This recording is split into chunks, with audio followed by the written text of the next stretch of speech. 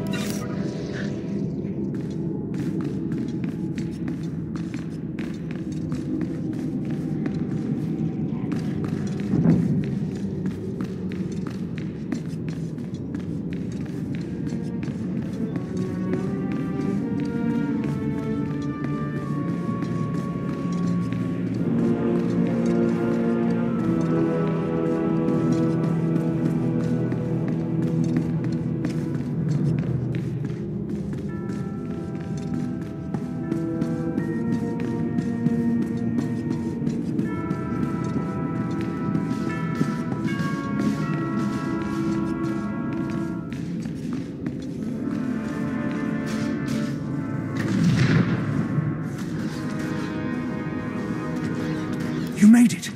Did it work? Did the red engine produce an inscription? Just take it already. Yes, oh yes. These are Tulak Horde's teachings, the very methods he used to build the terrible machine below. I have dreamed of this tablet, dreamed of looking upon Tulak Horde's teachings and studying the arcane science of the dark side. I am honored you give me this opportunity. Take these, small relics I've unearthed that deserve to be used by a true Sith. Not a reward, but recognition of your strength.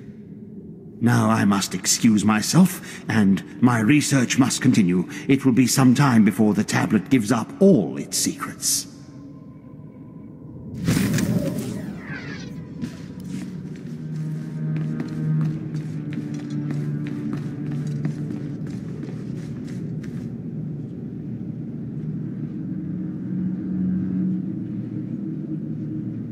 I know you. We talked before. My head's clearer now, Sith.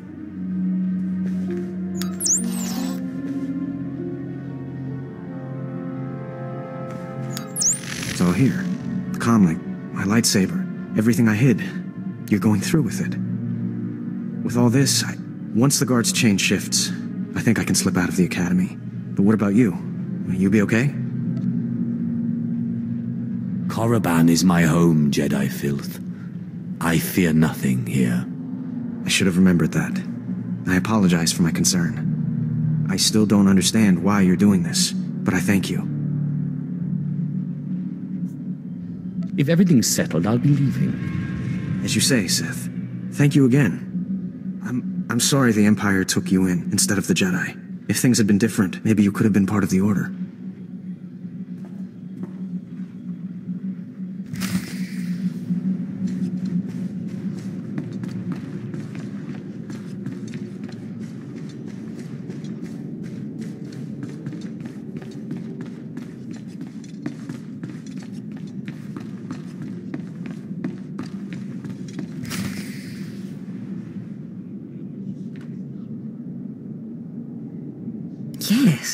Yes, remarkable.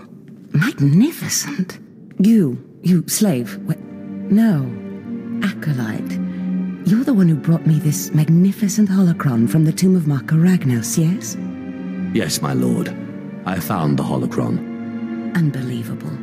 1,000 years buried in that tomb, the Sith Lords passing it by.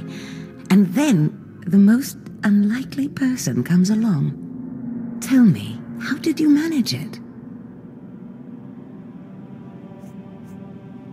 I shot lightning at it and it opened. Such a simple solution. Why did none of us think of that? We must have thought too deeply on it, believed too strongly that it could not be done. Or perhaps we were simply not meant to open it. Your work so far, in bringing back this holocron, and now the text from Tulak Horde's tomb, has me intrigued. I am watching your progress eagerly. I have high hopes for you, Acolyte. Sky high.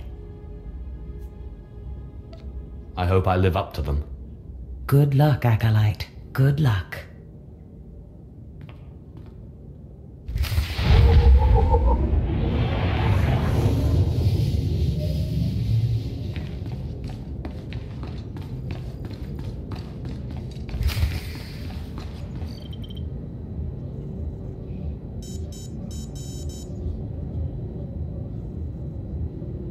I was just about to send Fon off. What delayed you, slave? I like to stop and smell the blood. You'll be smelling your own blood soon. Now, did you collect the text from Tulak Horde's tomb? Of course. As always, I'm brilliant. Give it here. No doubt it's been badly damaged. It's what we get for sending a worthless alien to do a Sith's job. Isn't that right, Fon? What are we waiting for, Overseer? Why don't we kill this wretch now? You have a big mouth, slave, but no combat skills. I don't want to see you again until you've satisfied the Korriban instructors. The training facility is on the second floor of the academy and is usually reserved for the Dark Lords and their apprentices. This is not a promotion. And you are not to speak to anyone except the training master when you are up there, understand? You are not fit for their presence. Please tell me Fawn can come. We'll have so much fun. Fawn has been training at combat his whole life. He was born to be Sith.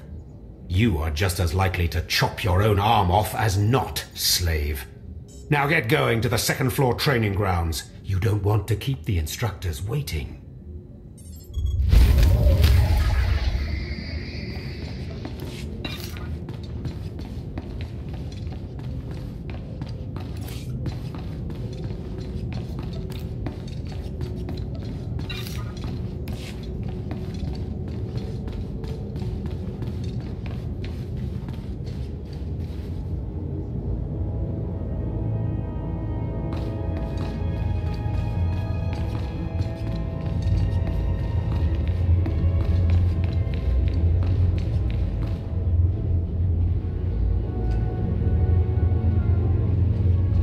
So the Jedi is preparing his escape.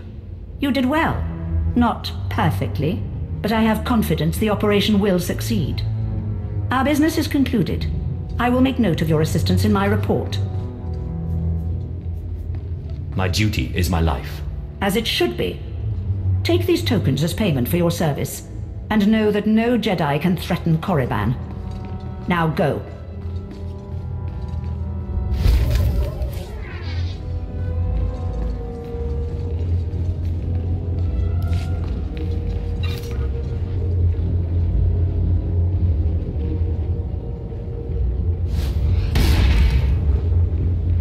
Step forward. I assume you've completed my task. I will take the holocron now. It is time we judge the purity of your overseer's blood. Time we know how much of the ancients survive in their veins. Whatever you say. You make a mockery of the source of your own power. Pathetic. The holocron, it glows white. So little Sith blood in all of the Academy. And only one of the overseers wears the red marks. This is shameful. I will bring this to the attention of the Dark Council. Measures must be taken if the true Sith are to survive. You must be terrified that the true Sith might become extinct. I fear for the Sith as a whole, and I would honor the ancestors who gave me strength. You have served well. It is too late for me to alter your training. But in the future, perhaps acolytes will kneel at the feet of the pure-blooded.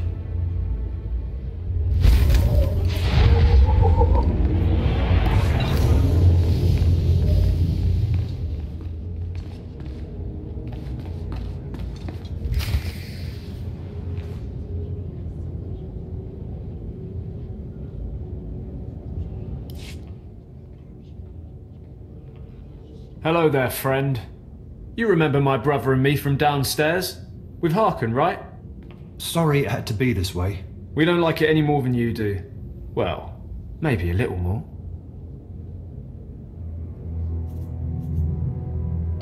Now, you really don't know whether I like this or not.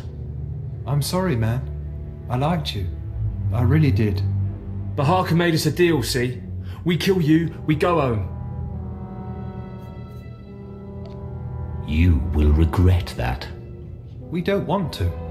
But we know we can't beat Fon, and we'll never be Sith.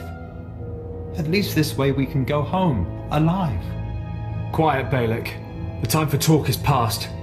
Fight for your life, Acolyte.